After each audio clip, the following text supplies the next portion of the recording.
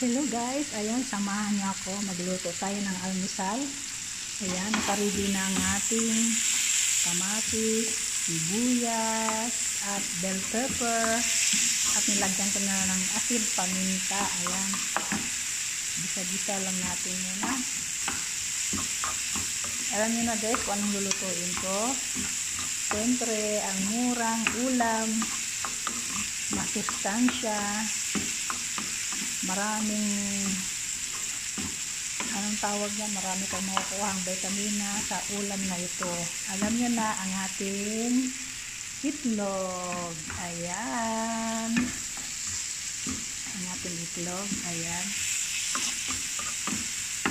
ito ang ulam namin ngayon sa almusal ng aking kasama. Lutuin lang mga itong mabuti ang ating kamatis.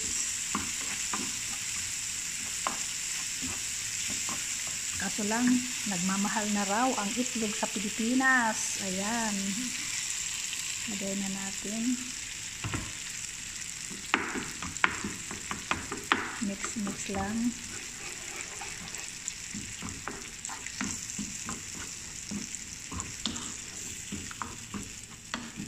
Hanggang sa matuluyang mamix talaga. Ito ang ulam na maraming vitamina at medyo mura-mura ang presyo. Gamit ko palang mantika guys ay olive oil, kasi nga dito walang problema sa olive oil, kaya yun ang gamit ko pang gisa. Maliban lang sa pamprito, hindi pwede. Gisa-gisa ay olive oil talaga. Halo-haloin lang natin mabuti lahat. Kasi ang olive oil ay maganda. Good cholesterol siya. 3 itlog guys. 2 na kami kakain ito.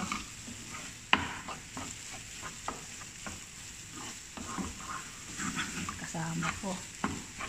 Ibang lahi.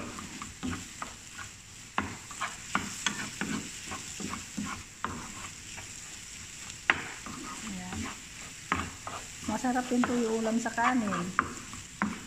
Pero ang aking papartner ngayon ay kubos. Kubos.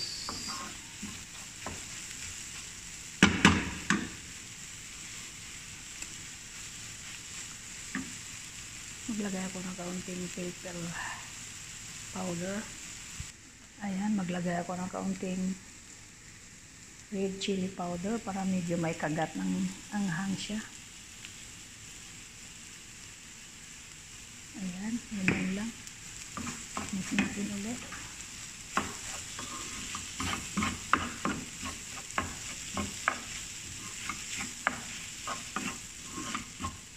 Ayan lang ang aking simpleng almusal. Marami ka ng vitamina nitong makukuha, halos lahat.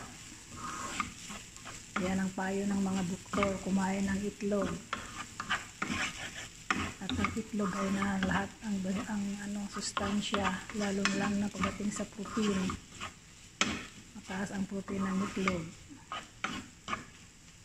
Yan guys, yan lang ang aking simpleng ulam ngayon. Ayan, maraming salamat sa inyong suporta. Ayan, kakain na kami mamaya-maya. Antayin ko lang yung kasama ko. Yan lang guys, bye muna sa ngayon. Ingat kayo.